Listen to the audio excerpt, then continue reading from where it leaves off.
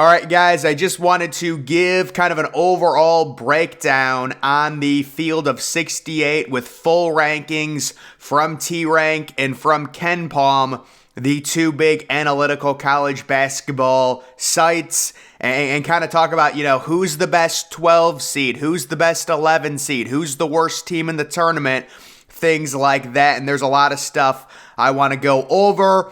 But just taking a look at the overall rankings, this is from T-Rank. You can see Houston and Bama, the 2-1 seeds sitting at 1 and 2. UCLA, a 2 seed sitting at number 3. Tennessee, a 4 seed at number 4 overall, along with UConn. And there's Purdue, a 1 seed at number 6. Gonzaga, really good on offense. They're a 3 seed, number 7 overall on the analytics. Texas at number 8, they're a 2 seed. St. Mary's at number 9. A lot of people have St. Mary's losing in the first round due to how they ended their season. They had the worst performance of the entire year in their last game. They got crushed by Gonzaga. Arizona at number 10, that's a solid ranking. San Diego State, another 5 seed at number 11 in front of Kansas. So yes, Kansas really not liked by the analytics. Part of it's due to some rough games, due to a tough schedule. They have the most quad 1 wins by far. A lot of people were arguing they should be the number 1 overall seed and not Alabama or Houston, but I think they got 3rd overall behind both Bama and Houston. Marquette at 13, they're a 2 seed. Baylor at 14 is a 3 seed. Creighton at 15, they are the first 6 seed to appear in the rankings. You can see Memphis at number 16, they're an 8 seed. Texas A&M, a lot of people thought they were underseeded. They probably should have been a 6 based on their SEC tournament run. They're at 17. Arkansas, an 8 seed at 18. West Virginia at 19. With all those losses, same thing with Iowa State at 20. I'm really not high on either West Virginia or Iowa State especially. I think Iowa State could lose to an 11 seed. Duke at 21. Xavier, a 3 seed, all the way down at 22. You've got Auburn at 23. They're a 9 seed. Kansas State, a 3 seed, ranked lower than a 2 9 seeds. That's pretty crazy. Utah State, a 10 seed at 25. TCU, Kentucky, Maryland, MSU, Boise State there. Florida Atlantic, Virginia and Indiana, 32 and 33. So yeah, I actually have both Virginia and Indiana losing in round 1. I would be shocked if both Virginia and Indiana as 4 seeds advanced. One of those teams is losing. Either Virginia is losing to Furman or Indiana's losing to Kent State, or maybe both. They both lose. Northwestern, a 7 seed at 35. Iowa, Miami, they're kind of a suspect 5 seed at 38. USC, a 10 seed at 41. Penn State at 42. They're also a 10 seed. Illinois. Drake, the best 12 seed. They're the first ones to appear in front of NC State. And how about Missouri at 56? That's part of the reason why I picked against Missouri in round 1 against Utah State. Mississippi State, they're in the first 4. Providence, Nevada, VCU. Arizona State, there's Oral Roberts, another 12 seed. How about the first 13 seed, Iona? They are the best 13 seed according to these analytics. Charleston, Kent State, both in front of Pittsburgh. Wow. Louisiana, Furman, Vermont, the 15 seed, coming in front of all the 14 seeds. According to these analytics, it's a really weak 14 seed year, with Montana State behind a 15 seed, Colgate and Princeton in front of Kennesaw State, Grand Canyon, UC Santa Barbara, and then the first 16 seed showing up there in Northern Kentucky, UNC Asheville. That is why I called UNC Asheville an extension 16 seed. They're actually ranked behind, 21 spots behind analytically, an actual 16 seed Northern Kentucky. UNC Asheville is going to get throttled by UCLA in that game. I would take UCLA minus the points, whatever it is. Texas A&M, Corpus Christi, Howard, And then you can see, really, there's probably 3 genuinely bad teams in the tournament. Southeast Missouri State is bad at offense and defense. Texas Southern is one of the worst teams in college basketball at offense. And then Fairleigh Dickinson is probably the second worst team in all of college basketball, ranked 362 out of 363. They're the worst team in the tournament, and they are in the first 4 there. Now taking a look at the KenPom rankings, you can see very similar rankings overall. You've got Houston, UCLA. The problem with UCLA is the injury to their best defender, but I still do like UCLA. When I'm looking at like these first top 20 teams, I'm looking for what teams are guaranteed to make the Sweet 16. That's kind of how I analyze it. So I'll say Houston, Alabama, UCLA, right? You have to say Texas. You have to say Gonzaga. Kansas probably, Arizona probably. The teams I'm a little concerned about, I actually picked UConn, I believe, to go to the Final Four, but I'm a little worried about them depending on their second round matchup, but I still do like UConn a lot. Tennessee, I'm just not buying Tennessee at all with the 10 losses and really struggling in the second half. Texas, there's something with Texas to where I couldn't pick them. I don't know what it was. Purdue, I think Purdue is the 1 seed that everyone is kind of against. Gonzaga, it's just all offense, no defense. When you look at the defensive efficiency, you're 76th. That's an issue, but Gonzaga is definitely a team I think can go to the Elite Eight because they've got such an elite offense. Kansas, I don't think it's their year. Arizona, I think they're a solid team. I have them beating Alabama and going to the Final Four. St. Mary's at number 11. They're very high on them. I love Marquette going into the tournament, but I'm starting to second guess myself a little bit because everyone seems to be on Marquette. Creighton is just too inconsistent. San Diego State, I think they beat Charleston, surprisingly enough. I know a lot of people picking Charleston. Baylor, a lot of people are out on Baylor for how they played in their conference tournament. Xavier is a team I've seen a lot of people pick Xavier to get upset in round 1. West Virginia as a 9 seed ranked that high. I would not buy too much into that at all. West Virginia, based on where they're at right now, possibly facing Bama in the second round, they're not going to the Sweet 16. Utah State, I'm high on. Memphis, I'm really high on. And I do think Arkansas can make some noise, but they will have to face a 1 seed in the second round. Duke, a lot of momentum with them. Maryland, I don't see it. Iowa State, I don't see it. Kansas State, I see them losing before the Sweet 16. A&M, they have momentum, and they might get Texas in the second round. That would be an interesting matchup. Maybe an upset there. FAU got screwed. TCU, I don't see it. Kentucky, I think, has a possible deep run in them, but they do have to face Marquette. I think I have them losing to Marquette. You've got Auburn. I think they beat Iowa in their first round matchup and then lose to Houston. Indiana, they're not. I think they lose to Kent State. Boise State, it's a toss-up with Northwestern in round 1. MSU, I'm confident Izzo can get a win. Illinois, I don't see it. Virginia, I don't see it. Rutgers, I don't know how Rutgers did not make the tournament.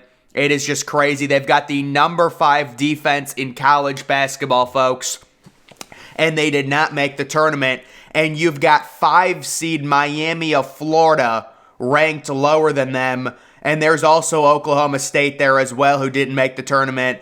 Oklahoma State, I can kind of see them not making it a little bit more because of the 18-15 record. But yeah, look at that. Oregon. How about Oregon ranked in front of Northwestern as a 7 seed? North Texas at 45. It's tough, man. North Texas is a fun little team there. Michigan, North Carolina, I think everyone's kind of Michigan, you're 17-15, it's tough. North Carolina, you're 20-13 in the ACC, man. You can't make it with that. Liberty, I was really high on. It'll be fun to watch them in the NIT. And then you've got Ohio State. They're 3 games under 500 in front of Missouri. How does Ohio State finish in front of Missouri, a 7 seed? But it's just the analytics. It's a future projection model, right? It's not about the past. It's about, and it does have to do with like the luck rating and things like that and stuff. So you can see Missouri 9th overall in luck. Yeah, I would probably be against picking them. How about Oral Roberts, 11th overall in luck? there as well. Just some interesting stuff. And then you can see, this is a fact by the ratings, Kansas is the 5th best team in the West. So yeah, normally, you don't really need to complain about the committee and how they balance these regions, but this year it was so bad. I mean, the South, outside of Alabama and Arizona, there's just no one in it. And then they give Kansas, St. Mary's, I think you could say, is probably overrated by the analytics, but Gonzaga, UConn, UCLA, that is a stacked, loaded region. That needs to be balanced a little bit better, you would think. Memphis versus FAU is a crime against humanity. Both are Elite 8 level squads. Yeah, that was probably the worst thing they did. Memphis, I think, is probably a 6 or a 7 seed at worst. FAU probably should be a 7 seed after beating UAB in their conference championship. I have no clue what they were thinking. FAU is on the 9 line and Missouri's on the 7 line. Memphis is on the 8 line. Some of these things, guys, Memphis, after beating Houston, this is what I'll say about the bracket and just analyzing it. I almost think the bracket, the way they came up with the matchups, I almost think it was computer generated. The way the bracket is set up, it seems like it lacks nuance. Like they put the net ratings into an algorithm and had them spit out seed lines. It's just like they have Calipari, Izzo, Duke all in the same region. It's just weird. This year, it's really weird how they did it, in my opinion. And this is just kind of a good graph of all, I believe, 68 teams. You can see Fairleigh Dickinson is horrible. I mean, they're in the bottom there. But you want to be in the top right in any one of these type of graphs. You can see Alabama and Houston. If you're going to pick a national champion, it probably should be one of those two teams. And if it's not one of those two teams, you probably want it to be UCLA. Picking Gonzaga is just not smart because they're not good enough defensively. They are, 76th in terms of defense. Every national champion since 2002 has been top 22 in defense. So you're looking at UConn, even a team like Purdue, but I know everyone is against Purdue right now. This is an interesting tweet. Is Purdue the most slept on 1 seed in recent memory? They dominated their out-of-conference games. They beat Gonzaga, Duke, Marquette, and then West Virginia. So yeah, Purdue is such an easy 1 seed to pick against because of that potential second-round matchup with Memphis. That's why people are picking against them. Or FAU. Yeah, so Purdue got a really bad draw. And then the other thing is Purdue is not deep. They have one superstar player, and it's a center. He gets into foul trouble. It's the problem for Purdue, do you have that ultra elite guard to where if you're down by, 5 points midway through the second half, going into your center to run your offense really isn't optimal. So I think people are kind of against that. And then this is just another analytics ranking. I mean, this one is crazy. It's got Gonzaga at 2 in front of Alabama, Tennessee. UConn is always loved by the analytics. There's Purdue, UCLA, Texas, Arizona, Kansas, St. Mary's again, and then Duke, Creighton, Kentucky at 14. Wow. Kentucky at 14. Baylor down to 15. Auburn. Kentucky in front of Marquette. That's interesting. They like Virginia way more than any of the other analytics I've seen at number 19. And then this is another thing I always look at, especially right now, the overall BPR change within the past 10 days. So which teams are playing bad? The UCLA being minus 2.3, I think, is due to injury. So the main teams I would say that are trending in the wrong direction when it comes to the tournament, I would say it's Baylor. They have no momentum right now. St. Mary's, Kansas with the massive loss in the Big 12 tournament and the Bill Self thing. Xavier trending in the wrong direction after getting crushed. And then also, I don't think Arkansas is really trending. Illinois, you can say they kind of struggled. Michigan State had a real big letdown. Maryland, I don't think does anything.